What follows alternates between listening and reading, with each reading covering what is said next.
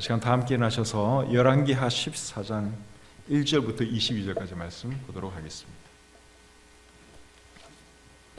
열왕기하 14장 1절부터 22절까지의 말씀입니다.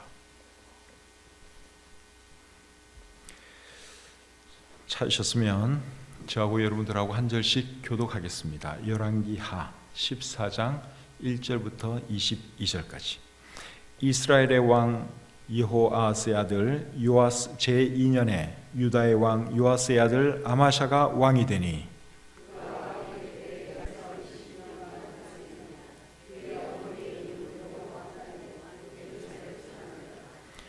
아마샤가 여호와 보시기에 정직히 행하였으나 그의 조상 다윗과는 같지 아니하였으며 그의 아버지 요아스도 행한 대로 다 행하였어도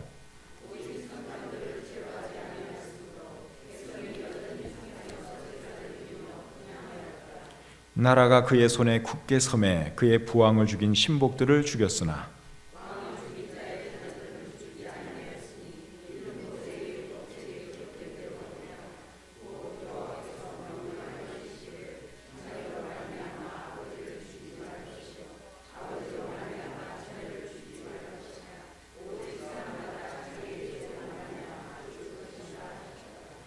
아마샤가 소금 골짜기에서 에돔 사람 10,000명을 죽이고 또 전쟁을 하여 셀라를 취하고 이름을 욕대리라 하였더니 오늘까지 그러하니라.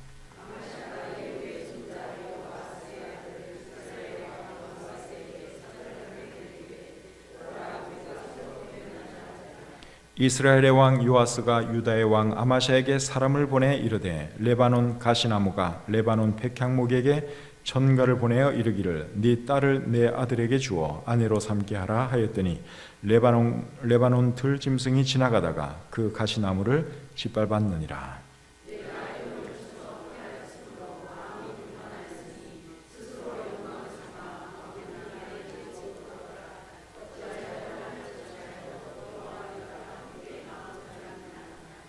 아마샤가 듣지 아니하므로 이스라엘의 왕 요아스가 올라와서 그와 유다의 왕 아마샤가 유다의 베세메스에서 대면하였더니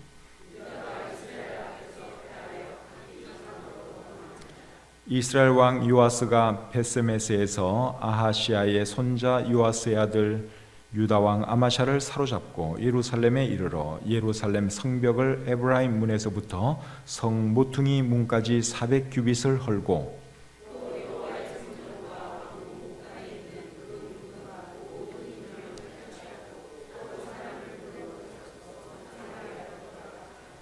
요아스의 남은 사적과 그의 업적과 또 유다의 왕 아마샤와 싸운 일은 이스라엘 왕 역대지략에 기록되지 아니하였느냐.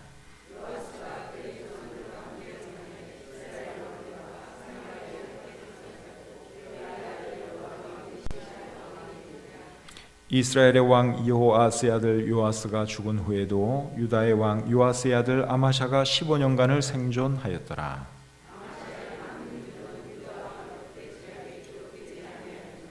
예루살렘에서 무리가 그를 반역한 고로 그가 라기스로 도망하였더니 반역한 무리가 사람을 라기스로 따라보내 그를 거기서 죽이게 하고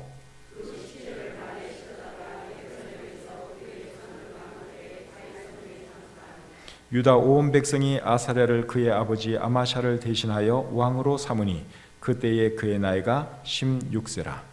아마샤가 그의 조상들과 함께 잔 후에 아사랴가 엘랏을 건축하여 유다에 복귀시켰더라. 아멘. 하나님 아버지, 오늘 이 저녁에도 저희들 이곳으로 불러주시고 하나님을 예배하도록 해주신 것 감사합니다. 하루의 일과 중에 또 우리와 늘 함께 해주시고 또 우리에게 참 가정의 복과 생업의 복을 허락해 주시니 참 감사합니다. 우리가 이 세상을 살아가면서 이렇게 모일 수 있고 예배하시는 것이 얼마나 큰 은혜인지요. 하나님께서 우리에게 주신 이 은혜를 경홀히 여기지 않도록 도와주시고 늘 하나님을 사랑하고 하나님을 신실하게 섬기는 우리에게 모든 성도님들 되게 해 주시옵소서. 특별히 건강이 좋지 못해서 함께하지 못하는 지체들 불쌍히 여겨주시고 참 연로하신 분들에게 하나님 참 소망을 주시고 또 참 심각한 병 중에 있는 그러한 우리 지체들 하나님 불쌍히 여겨 주시옵소서. 또 특별히 이한상 선교사님 구안 와사가 와서 고통당하고 있습니다. 잘 치료될 수 있도록 도와주시고 또 빨리 건강해져서 원하는 러시아 연해주 선교를 감당할 수 있도록 하나님 도와주시옵소서. 부족한 종의 말씀을 전할 때 함께 해주시고 오늘 이 말씀이 우리 모두에게 유익이 되게 해 주시옵소서. 감사드리며 예수님의 이름으로 기도드립니다. 아멘. 자리에 앉겠습니다. 오늘 읽은 이 본문 말씀은 유다의 9번째 왕 아마샤에 대한 말씀입니다. 아마샤의 아버지 이름은 요아스죠.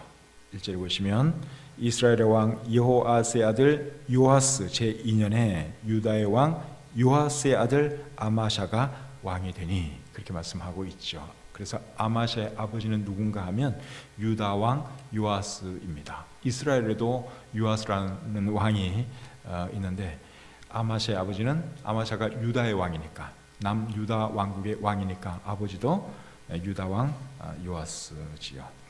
요아스가 어떤 사람인지는 여러분들이 기억을 하실지 모르겠습니다. 이 요아스는 아기였을 때 할머니 아달랴에 의해 죽임당할 뻔했는데 고모인 여호세바가 그를 살려냈죠. 몰래 빼내와가지고 숨겨두고 그렇게 키웠습니다. 그리고 고모부이자 대제사장인 여호야다의 도움으로 7살 때 왕이 되었죠. 그 사람이 요아스입니다.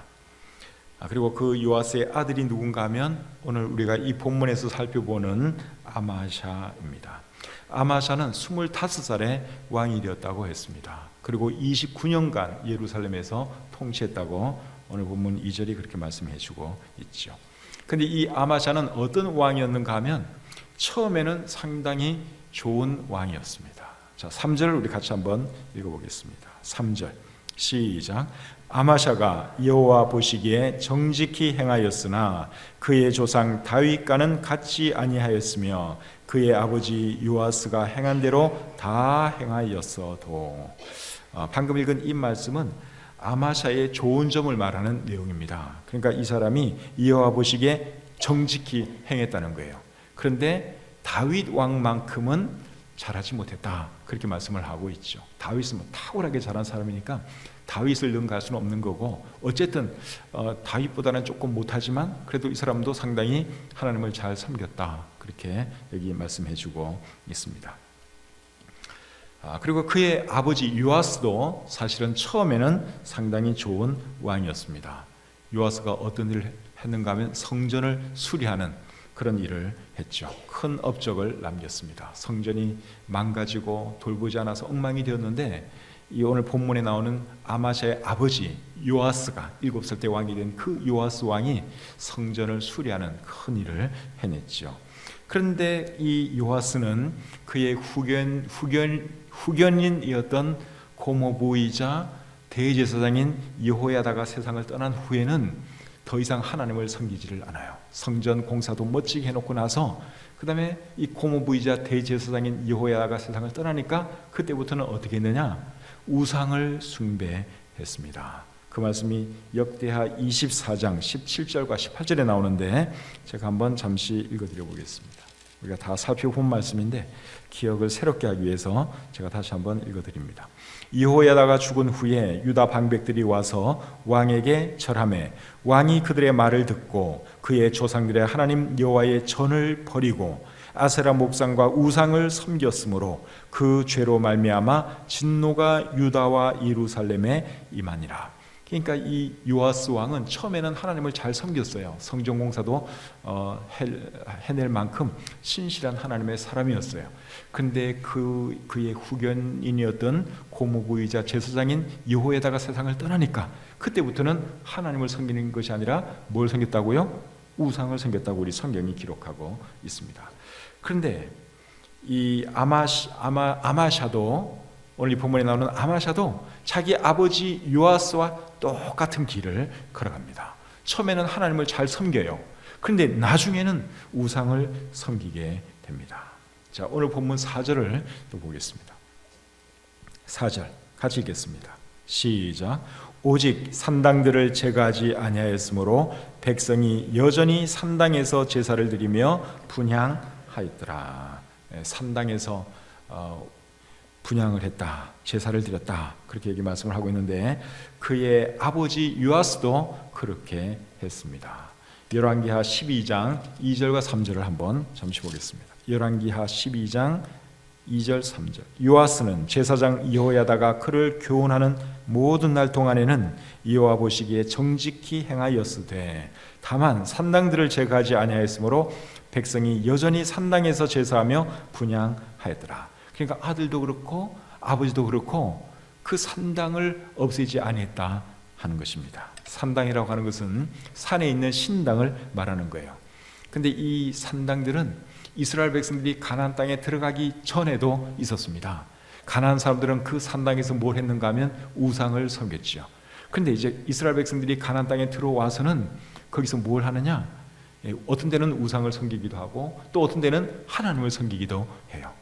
그러니까 아마샤라든가 또 아마시의 아버지 요아스가 왕이었을 때는 그 유다 백성들이 산당에서 누구를 섬겼는가 하면 하나님을 섬겼습니다. 이분들도 하나님을 잘 섬겼고 또 백성들도 하나님을 잘 섬기도록 했더니 백성들이 산당에서 하나님을 섬겼어요. 여러분들 생각에 하나님만 섬기면 됐지 뭐 산당을 허물지 않은 것이 뭐 그리 큰 잘못일까 그렇게 생각할 수도 있지만 그렇지가 않습니다. 왜냐하면 하나님께서는 산당들을 멸하라고 명령을 내리셨거든요. 신명기 12장 2절과 3절에 그런 말씀이 기록되어 있습니다. 너희가 쫓아낼 민족들이 그들의 신들을 섬기는 곳은 높은 산이든지 작은 산이든지 푸른 나무 아래든지를 막론하고 그 모든 곳을 너희가 마땅히 파멸하며 그 제단을 헐며 주상을 깨뜨리며 아세라상을 불사르고 또 그 조각한 신상들을 찍어 그 이름을 그곳에서 멸하라. 그러니까 하나님께서 이스라엘 백성들에게 하시는 명령인데 가나안 땅에 들어가게 되면 우상들도 다 찍어버리고 산당들도 다 헐어버리라고 명령을 내렸어요. 그리고 예배는 아무 데서나 드리지 말고 하나님께서 지정하신 곳에서만 예배를 드리라고 말씀하셨습니다. 신명기 12장 13절 14절 또 보겠습니다.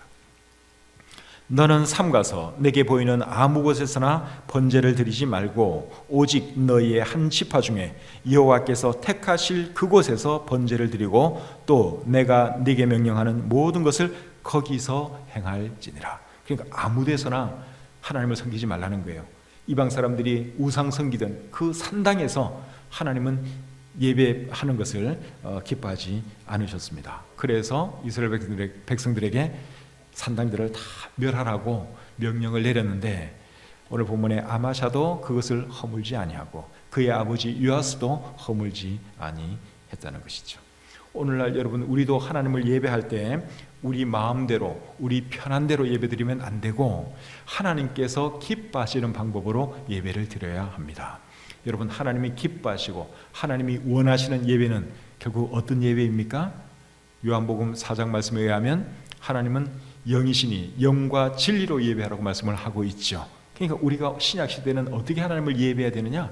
그 말씀에 따라서 영과 진리로 하나님을 예배해야 하는 것입니다. 하나님께서 시키지도 않은 형식과 방법을 만들어 놓고 외양만 그럴듯하게 예배를 드린다고 하나님이 기뻐하시느냐? 절대로 그렇지 않습니다. 신약 시대에 주신 예배 원리는 딱 그거 하나예요. 신령과 진리로 예배드리는 거예요. 우리의 마음을 다해서 예배드리고 또 성령 하나님을 통해서 예배드리고 또 진리의 책인 성경 말씀을 가지고 하나님을 예배드리고 그것을 하나님이 기뻐하시지 어떤 형식적인 거 어떤 외형만 중요시 여기는 그런 거는 하나님이 정말 기뻐하시지 않습니다. 자, 5절 6절 계속 보겠습니다. 본문 5절 6절입니다. 나라가 그의 손에 굳게 섬에 그의 부왕을 죽인 신복들을 죽였으나 왕을 죽인 자의 자녀들은 죽이지 아니하였으니 이는 모세의 율법책에 기록된 대로 함이라. 곧 여호와께서 명령하여 이르시기를 자녀로 말미암아 아버지를 죽이지 말 것이요 아버지로 말미암아 자녀를 죽이지 말 것이라. 오직 사람마다 자기의 죄로 말미암아 죽을 것이니라 하셨더라. 자, 이 아마샤가 이제 왕으로서 힘이 강해졌을 때 어떤 일을 하는가 하면 자기 아버지 왕을 죽인 신하들을 죽이는 일을 합니다. 아마샤의 아버지 요아스는 어떻게 죽임을 당했는가 하면 신복들에 의해 죽임을 당했지요. 왜 신복들이 왕을 죽였는가 하면 이 요아스가 여호야다 제사장의 아들을 죽였거든요. 여호야다는 그 요아스 왕의 고모부이자 대제사장이에요. 정말 신실한 하나님의 사람이었습니다. 그런데 요아스가 우상을 섬기니까 이 제사장의 아들 스가랴가 와서 책망을 합니다. 하나님께로 돌아오라고 메시지를 전합니다. 그랬더니 그것이 듣기 싫어서 이 여호야다 대제사장의 아들 스가랴를 성전 마당에서 돌로 쳐 죽였죠. 근데 이제 그것을 못마땅해 하던 신하들이 있었습니다. 그 신하들에 의해서 이 요아스는 결국 죽임을 당하고 말았죠. 요아스도 그 스가랴를 죽인 것은 잘못한 일입니다. 자기의 후견인의 아들을 죽일 수는 없잖아요. 예정을 생각해서라도 그렇게 할 수는 없는 것인데, 그 요아스가 자기 고모부의 아들을 죽인 것, 그건 정말 잘못된 일입니다. 그렇다고 해서 또 그의 신하들이 왕을 죽이면 되느냐? 그것도 또 안 될 일이죠. 잘못한 일이 있으면 하나님이 벌하도록 하나님께 맡겨야 되는데, 이 요아스의 신하들은 자기네들이 직접 왕이 잘못했다고 해서 처형을 한 것이죠. 그런데 이 요아스의 아들 아마샤가 이제 힘이 생겼을 때 자기 아버지를 죽인 사람들을 또 이제 처형을 하게 됩니다. 그런데 그들의 자녀들은 처형하지 않았다고 여기 본문에 기록되어 있습니다. 그 아들들까지도 처형하려면 할 수 있는데, 삼족을 멸할 수도 있는데, 그렇게까지 하지 않은 이유는 하나님 말씀에 아버지가 잘못했으면 아버지만 벌할 것이지 자녀들은 터치하지 말라, 그렇게 말씀을 하고 있거든요. 신명기 24장 16절에 그런 말씀이 나와 있습니다. 그래서 이 아마샤가 하나님 말씀을 존중해서 잘못을 한 그 신하들만 처형을 했고, 그들의 자녀들은 그대로 두었다, 손대지 아니했다, 그렇게 여기 말씀하고 있죠. 그러니까 이 아마샤 왕은 하나님 말씀대로 살려고 노력을 한 그런 사람이라는 것을 우리가 알 수 있습니다. 이런 점은 우리도 본받아야 하죠. 하나님 말씀대로 살려고 노력을 했잖아요. 그래서 이런 거는 우리들이 본받아야 합니다. 7절 말씀 계속 보겠습니다. 7절. 아마샤가 소금 골짜기에서 에돔 사람 10,000명을 죽이고 또 전쟁을 하여 셀라를 취하고 이름을 욕대엘이라 하였더니 오늘까지 그러하니라. 자, 이번에는 아마샤가 또 어떤 일을 했는가 하면 에돔 사람들과 전쟁을 해서 에돔 사람 10,000명을 죽였습니다. 그리고 셀라라고 하는 한 지역을 이제 취했다고 여기 말씀하고 있죠. 이 셀라가 어딘가 하면요, 여러분 페트라라고 들어보셨습니까? 요르단에 가면 페트라라고 있죠. 엄청난 바위 절벽 사이로 지나가는 이제 그런 장소인데, 이 셀라가 오늘날의 페트라입니다. 페트라라고 하는 말의 의미는 반석, 바위라는 뜻이죠. 셀라도 그런 뜻입니다. 페트라는 헬라어고 셀라는 히브리어입니다. 의미는 똑같아요. 바위. 오늘날의 페트라, 우리 교회 성도들 중에도 지난번에 가본 분들이 여기 계시는데, 오늘 이 본문의 셀라가 오늘날의 그 페트라, 요르단에 있는 그 페트라를 말하는 것입니다. 근데 이 아마샤 왕이 에돔 사람들을 쳐부수고 그 지역을 이렇게 점령을 했고 자기 땅으로 만들었다 하는 것이죠. 그런데 역대하 25장을 여러분들이 읽어보시면 아마샤가 에돔과 싸울 때 유다 사람 몇 명을 데리고 나가서 싸우는가 하면 30만 명을 데리고 나가서 싸웁니다. 엄청난 수죠. 그러니까 그 당시에는 이렇게 정규 군인이 있었던 것 같지는 않고, 뭐 21세 이상 다 모이시오 하면 다 모이는 거예요. 그래서 이제 전쟁 나가는데 그 수가 30만 명 되었다고 나와 있습니다. 근데 그 수가 부족하다고 생각을 했는지 이 아마샤 왕이 이스라엘, 북왕국 이스라엘 용사들 10만 명을 또 고용을 합니다. 그 말씀이 역대하 25장 5절과 6절에 있는데 한번 보겠습니다. 역대하 25장 5절 6절. 아마샤가 유다 사람들을 모으고 그 여러 족속을 따라 천부장들과 백부장들을 세우되 유다와 베냐민을 함께 그리하고 20세 이상으로 계수하여 창과 방패를 잡고 능히 전장에 나갈 만한 자 30만 명을 얻고 또 은 100달란트로 이스라엘 나라에서 큰 용사 10만 명을 고용하였더니, 이스라엘에서 용사 몇만 명을 고용했다고요? 10만 명을 고용을 했어요. 그러니까 유다 군사들 30만 명, 근데 보니까 좀 안 될 것 같아요. 그래서 10만 명을 어느 나라에서 데려왔는가 하면 북왕국 이스라엘에서 데리고 왔습니다. 큰 돈을 주고 이제 용병들을 사온 거죠.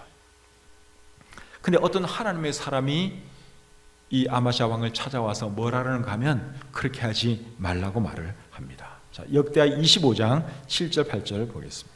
역대하 25장 7절 8절. 어떤 하나님의 사람이 아마샤에게 나와서 이르되 왕이여 이스라엘 군대를 왕과 함께 가게 하지 마옵소서.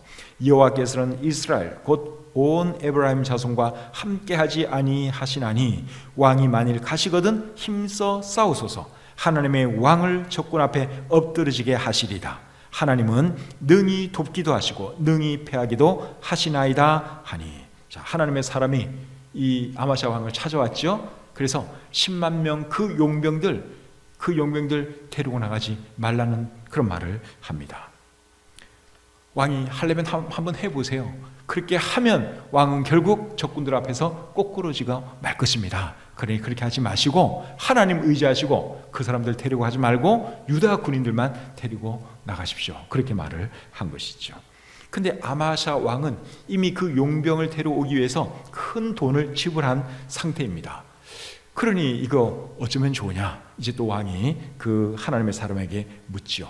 그러니까 하나님의 사람이 뭐라고 말을 하는가 하면 하나님께서 능히 이보다 많은 것을 왕에게 주실 수 있습니다. 그렇게 말을 합니다. 자, 25장 9절 또 보겠습니다. 역대하 25장 9절 같이 읽어볼까요? 시작. 아마샤가 하나님의 사람에게 이르되 내가 100달란트를 이스라엘 군대에게 주었으니 어찌할까? 하나님의 사람이 말하되 여호와께서 능히 이보다 많은 것을 왕에게 주실 수 있나이다 하니라.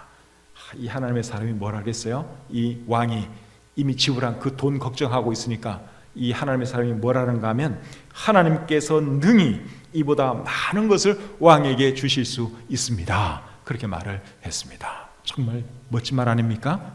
정말 좋은 말이에요. 여러분, 하나님 때문에 내가 뭐 손해본 것 같은 그런 느낌 갖고 있는 분 혹시 계십니까? 절대로 그렇게 생각하지 마십시오.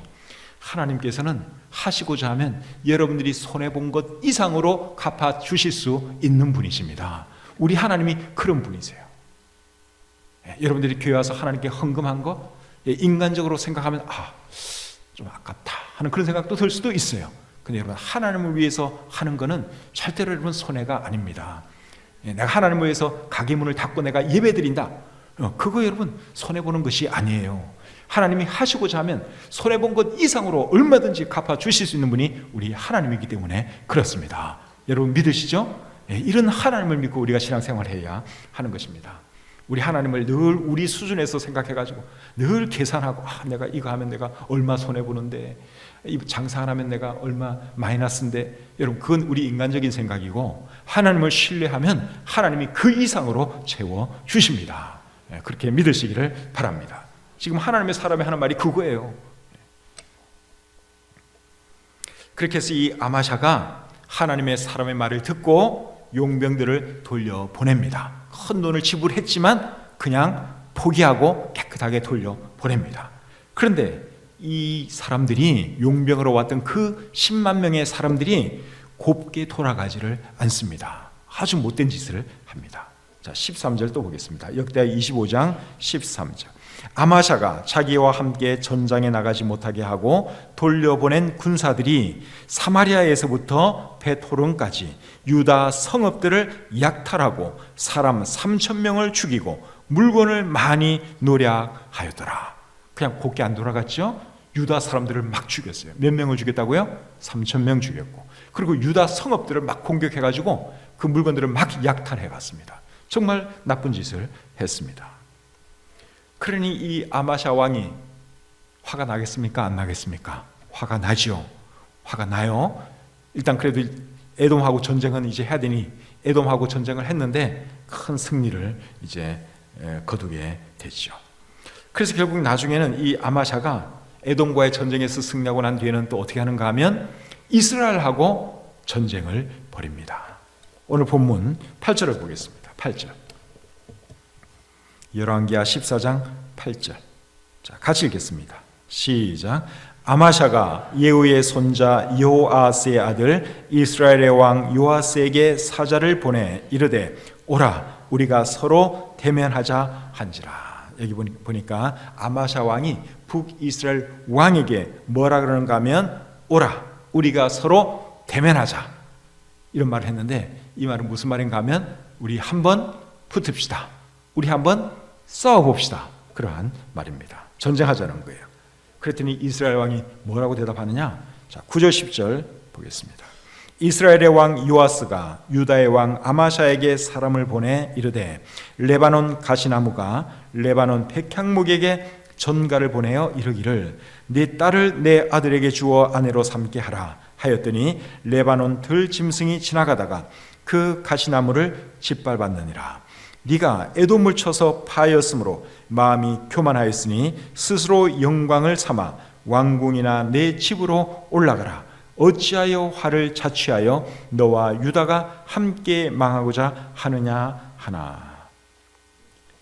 자, 여기 보니까 이스라엘 왕 요아스가 뭐라고 대답을 했는가 하면 가시나무가 어디 감히 백향목에게 덤비려고 하느냐, 그렇게 말을 하면서 네가 에돔을 이겼다고 해서 지금 교만이 하늘을 찌르는 것 같은데 그러다가는 네가 화를 당하게 될 것이다. 그러니 나한테 도전할 생각하지 말고 조용히 집으로나 왕궁으로 돌아가라, 그렇게 말을 했습니다. 그런데 이 아마샤 왕이 그 말을 듣지를 않습니다. 이왕 칼을 뽑았으니 싸워야 될 거 아닙니까? 그래서 아마샤가 북이스라엘 왕이 무슨 소리를 하든 그게 개의치 않고 결국 전쟁을 합니다. 그런데 그 전쟁에서 누가 이겼겠습니까? 유다가 이겼습니까? 이스라엘이 이겼습니까? 이스라엘이 이겼습니다. 이스라엘은 여러분 하나님을 어느 왕 하나도 하나님을 제대로 섬긴 왕이 없는 그런 나라죠. 그래서 다윗의 혈통은 유다인데 유다가 이기지 않고 북이스라엘이 이겼습니다. 자, 11절부터 14절 보겠습니다.